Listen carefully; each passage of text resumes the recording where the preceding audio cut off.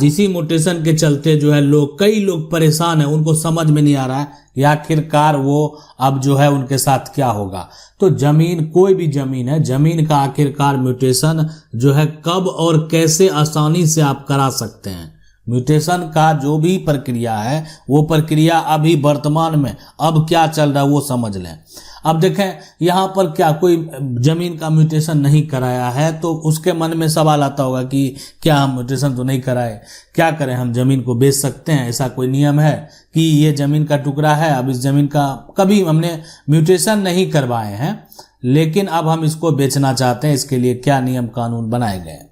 अब बहुत लोग क्या होता है कि ये जमीन है, अब इस जमीन का धोखा से म्यूटेशन करा लेते हैं। अब वो धोखा से कराने वाला कोई और नहीं हो सकता परिवार का लोग हो, हिस्सेदार हो, तो वो गलत तरीके से अपना नाम जो दर्ज करवा लेते हैं।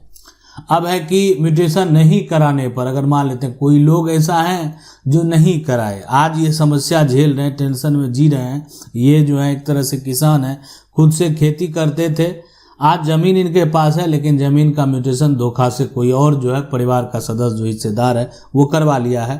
अब इनको लग रहा है कि ये तो दूसरे के नाम से सारा कुछ है, ऑनलाइन प्लेटफॉर्म पर भी देखने के बाद दूसरा का नाम शो कर रहा है। तो ऐसा सिचुएशन में क्या करना चाहिए? ये तो खेती कर रहे थे उस पर, लेकिन आज भी खेती कर रहे हैं, लेकिन जमीन जो है वो परिवार के किसी अन्य व्यक्ति के नाम से चला गया है। तो म्यूटेशन जो ऐसा हुआ है उसके लिए क्या विकल्प है? और रही बात यहाँ पर कि म्यूटेशन अगर नहीं कराते हैं, बहुत लोग ऐसा सोचते हैं कि नहीं कराएंगे, क्या होगा उससे? आज देखें कि देश में जो कानून है, कानून में समय समय पर जो है टैक्स का जो कानून है उसमें बदलाव होते रहता है। आप प्रॉपर्टी खरीदने का टैक्स करें या आप इनकम टैक्स की बात करें, ठीक है, ये समय समय पर देखें कि सरकार के द्वारा जो है इसमें बदलाव किए जाते हैं, इसका बिल लाया जाता है। और आज भी आपको देखने को मिला होगा न्यूज में कि इनकम टैक्स का जो कानून है, नियम है, उसमें बदलाव किया गया है, परिवर्तन सरकार के द्वारा किया गया। क्या क्या किया गया वो भी आपको, अगर आप जानना चाहते हैं तो कमेंट करेंगे, हम आपको जरूर बताएंगे। लेकिन आज हम जो बात कर रहे हैं, ये म्यूटेशन के लिए बात कर रहे हैं, तो देखें कोई भी व्यक्ति है, जब भी कहीं पर भी, इसको आप समझ लें, कोई भी व्यक्ति है अगर वो कहीं पर भी प्रॉपर्टी को खरीदता है, तो खरीदता है तो या तो वो क्या करेगा, प्रॉपर्टी को कहीं पर खरीद लेगा, ठीक है, या तो खरीद लेगा, तो एक तो विकल्प ये हो गया। दूसरा विकल्प ये होता है ना कि वो एक तरह से उसको संपत्ति विरासत में प्राप्त होता है। तो विरासत में प्राप्त होने का मतलब यही है कि दादा परदादा का जो है जमीन है और हमारे पूर्वज भी उसका उपयोग किए और आज हम कर रहे हैं। तो एक तो ये हो गया कि प्रॉपर्टी को खरीदने वाली बात। दूसरा जो हो गया यहाँ पर विरासत में संपत्ति जो है वो यानी प्राप्त हुआ है। तीसरा ये जो है यानी उपहार की बात करेंगे। सबसे पहले गिफ्ट में जो प्रॉपर्टी प्राप्त हुआ वो गिफ्ट में प्राप्त हुआ। बहुत लोगों को जैसे गिफ्ट में प्रॉपर्टी मिल गया कि ये जो उपयोग कर रहे हैं। चौथा ये हो गया कि कोर्ट का आदेश अगर है, कोर्ट का आदेश यानी ये कह सकते हैं अदालती फैसला जो है, ये सब ऐसा सिचुएशन है ना जिसके आधार पर ये जो यानी खरीद आप लिए, विरासत में मिल गया, उपहार में मिल गया, कोर्ट का आदेश आ गया, ये सब ऐसा सिचुएशन है।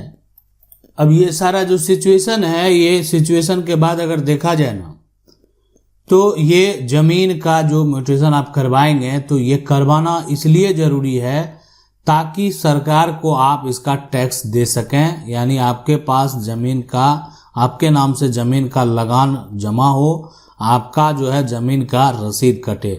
नहीं करेंगे तो नहीं कटेगा, नहीं करेंगे नहीं कटेगा, तो नहीं करेंगे। सबसे बहुत सारे लोगों के मन में सवाल होगा, ठीक है म्यूटेशन नहीं कराए, हम टैक्स नहीं दे रहे हैं। तो देखें कोई भी अगर बात करें, सबसे पहले टैक्स ना देना, ठीक है, टैक्स अगर नहीं देते हैं तो ये एक तरह से गलत है, ये कानूनी तौर पर गलत है कि टैक्स आप नहीं दे रहे, कोई भी टैक्स हो। लेकिन अब ये तो ऐसा नहीं कि आप टैक्स नहीं दे रहे हैं तो आपसे क्या होगा, टैक्स मांगा जाएगा या उससे संबंधित जो नियम कानून प्रक्रिया है वो किया जाएगा।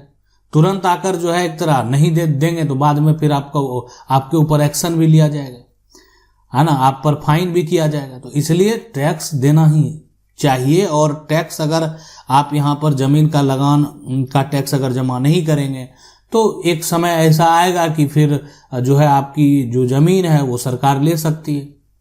यानी अगर मान लेते हैं ठीक है आप 100 साल तक जमीन का जो है टैक्स ही नहीं दे रहे, तो फिर समस्या उत्पन्न आपके साथ हो सकता है। इसलिए जमीन का जो है टैक्स देना बेहद जरूरी है और इसीलिए लोग म्यूटेशन कराते हैं। बाकी म्यूटेशन से कोई भी प्रॉपर्टी के मालिक होने का, प्रॉपर्टी के हकदार होने का, प्रॉपर्टी के उत्तराधिकारी होने का कोई मतलब नहीं है। अब बहुत सारे लोग जो क्या करा लेते हैं वो ये समझ लें, वो कराते हैं अवैध म्यूटेशन। और अवैध म्यूटेशन कराने का मतलब क्या हुआ कि गलत तरीके से उनको पास कोई कागज था नहीं है और क्या किए, वो जमीन का जो है रसीद कटा लिए। और इनके साथ भी यही हुआ, इनके साथ सेम समस्या यही है कि जो इनकी ज़मीन है, ज़मीन पर खेती करते थे, इनके पूर्वज की ज़मीन है, इनको उतना ध्यान रहा नहीं, लेकिन इनकी ज़मीन का आज देख रहे हैं कि रसीद जो है वो ऑफलाइन भी और रसीद जो है ऑनलाइन भी कोई व्यक्ति कटा लिया। लेकिन जो कटाया है ना तो उसके पास ज़मीन का कब्जा है और ना ही उसके पास प्रॉपर्टी का जो है कोई भी कागजात है। एक तो यहाँ पर देखा जाए तो ना कब्जा है और ना ही कोई डॉक्यूमेंट है, ना ही कोई कागजात है।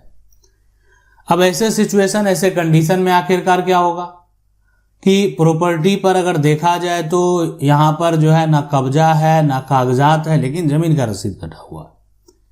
तो अब उस रसीद को इनको कराना पड़ेगा कैंसल, उनको कराना पड़ेगा रद्द। लेकिन देखें, ये अगर आप सोचेंगे ना कि डायरेक्ट हम आप सिविल कोर्ट में जाकर केस कर देंगे, ये कैंसिल हो जाएगा, तो इसके लिए जो सबसे पहले ये होता है ना कि आपको कानूनी प्रक्रिया के तहत चलना चाहिए। इसलिए कि जो रेवेन्यू ऑफिसर हैं, जो मजिस्ट्रेट हैं, उनको पावर यहाँ पर दिया गया है कि अगर किसी का भी जो एक तरह से जमीन का लगान रसीद जो है वो फर्जी है, अवैध है या गलत है, इन सभी का जो है सुधार होना चाहिए। और अगर अवैध है तो उसको यहाँ पर कैंसल करना चाहिए। लेकिन अब है कि कानूनी प्रक्रिया के तहत जो भी होगा, सारा कुछ कानूनी प्रक्रिया के तहत होगा। तो अब यहाँ पर क्या करेंगे, सबसे पहले आप चले जाएंगे जो जिला कलेक्टर के पास है उनके पास, यानी एडीएम कोर्ट में आप जाएंगे, केस फाइल करेंगे। ठीक है, एडीएम कोर्ट में केस फाइल करेंगे, इसलिए कि वहां पर जो प्रक्रिया में आप जाएंगे ना तो जो है म्यूटेशन अपील जो है या म्यूटेशन कैंसिलेशन का जो है अपने वकील के माध्यम से आप वहां पर केस फाइल करेंगे और उस पार्टी को नोटिस भेजा जाएगा कि बताएं आप म्यूटेशन करवा के बैठे हुए, कौन सा दस्तावेज के आधार पर आप म्यूटेशन करवा लिए। अब कोई भी साक्ष्य अगर सामने वाले को नहीं है कि कोई मान लेता है अगर हिस्सेदार ही है तो उसके पास जमीन का बंटवारा नामा होना चाहिए, तो ये सारा जो है डॉक्यूमेंट होना चाहिए।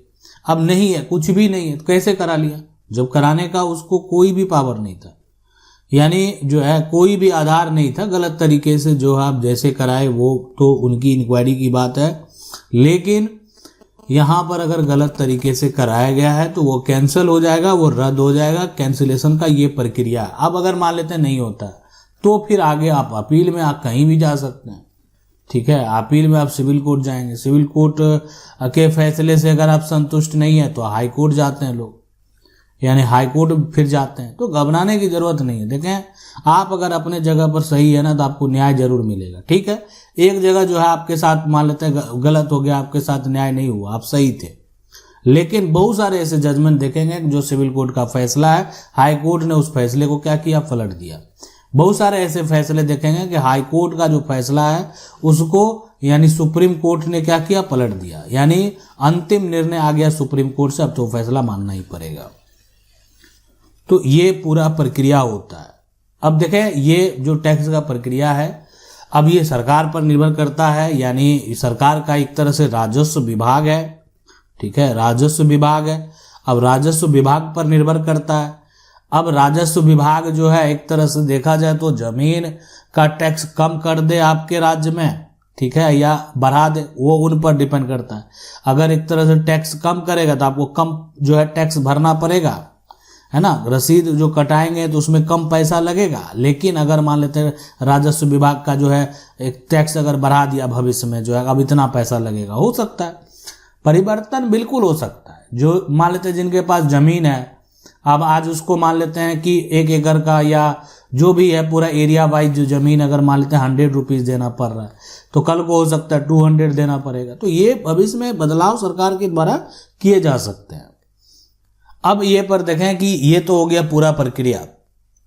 अब इसके बाद जो होता है कि बहुत सारे, ये तो हो गया कि जो ज़मीन है खेती वाली ज़मीन है, बहुत सारे लोगों का जो है जो शहर में घर है उनको नगर पालिका में भी जो है यहाँ पर टैक्स जो है वो भरना पड़ता है। तो ये पूरा प्रक्रिया होता है, यानी बहुत सारे लोगों का जो मकान वहाँ पर बनाते हैं तो उसके पहले उनका जो मैप है उसको पास किया जाता है, वेरीफाई किया जाता है, तब आप घर बना सकते हैं, वहाँ पर रह सकते हैं। तो इसलिए ये ज़मीन का म्यूटेशन जो है एक तरह से ये कोई भी ऐसा डॉक्यूमेंट नहीं है जिससे कोई भी व्यक्ति ज़मीन का मालिक बन सकता है। तो इसलिए ये समझ लें कि ज़मीन का मालिक बनने के लिए ज़मीन का म्यूटेशन जरूरी नहीं है, ज़मीन को खरीदना जरूरी है, ज़मीन अगर आप खानदानी है तो वो जरूरी है, ज़मीन को गिफ्ट में मिला हुआ वो जरूरी है, और कोर्ट ने आपको आपके पक्ष में फैसला दे दिया वो जरूरी है।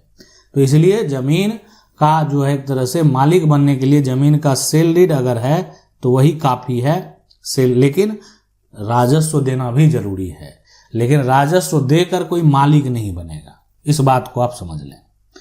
आशा करते हैं वीडियो अच्छा लगा होगा। वीडियो को लाइक जरूर कर दें, चैनल को पहली बार देख रहे हैं सब्सक्राइब करके जो बेल आइकन है उसको जरूर दबा लें। मिलते हैं अगले वीडियो में, तब तक के लिए जय हिंद।